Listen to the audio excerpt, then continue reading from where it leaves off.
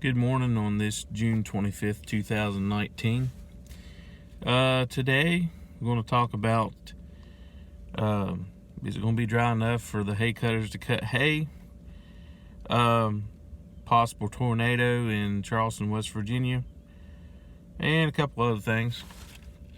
Today, if you're west of the Blue Ridge, should be partly to mostly cloudy, early giving way to clear skies by afternoon. Highs should be in the mid 70s in the mountains and 80s west of I-77 and 79. Today, east of the Blue Ridge Mountains and I-81 corridor should be mostly clear and sunny. Highs in the upper 80s, near 90 toward the coast. The closer you are to the coast, the hotter it should be. As far as the hay cutting go, for the farmers out there, I think it's going to be a great week to cut down some hay and get it up. I'd try to get it up by Friday afternoon if you could, though.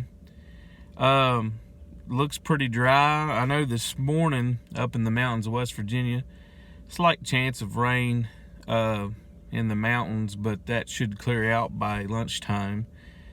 Our next best chance of rain is actually on Friday evening. Now that will mostly be in the mountains. Right now it's looking about a 20 to 30% chance, so even though there's a chance there, still a really good chance that you won't get any. And that goes into the overnight hours as well, so it may be something that's really late in the evening anyways. But if I was growing up on a farm myself, if I was going to get some hay up, I'd be cutting her down this week. One thing to note, now we're waiting on confirmation from the National Weather Service, but apparently Charleston, West Virginia had some funnel clouds and a possible tornado.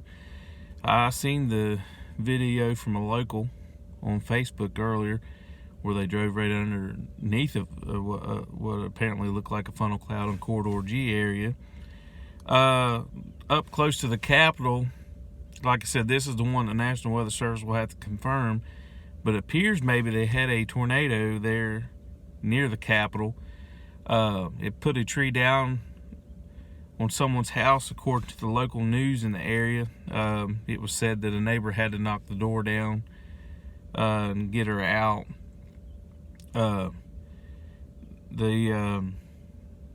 Also the local news in that area was reporting nearly 20,000 people without power, I believe all in Kanawha County.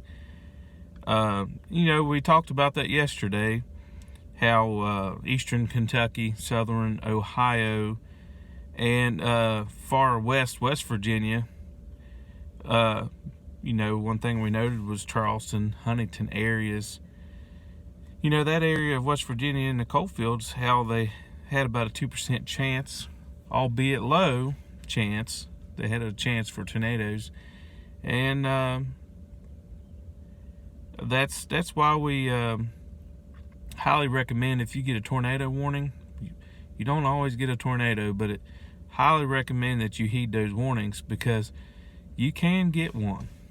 I mean, it's just the conditions are very favorable if a warning is given out. It's not something to take lightly. Doing a little research this morning, it said the last confirmed tornado in West Virginia that I'm aware of was in Martinsburg, West Virginia, in June 17th, 2016. That would have been right before a few days before the June 23rd 1,000-year flood in Greenbrier County, West Virginia. So this time of the year, when you got them cold fronts coming through, they can wreak a lot of havoc. That's about all I have. It should be a slow week in weather. That's a good thing, because it means good weather. That's about all that I have for today. Remember to like this video and subscribe. Y'all have a wonderful day.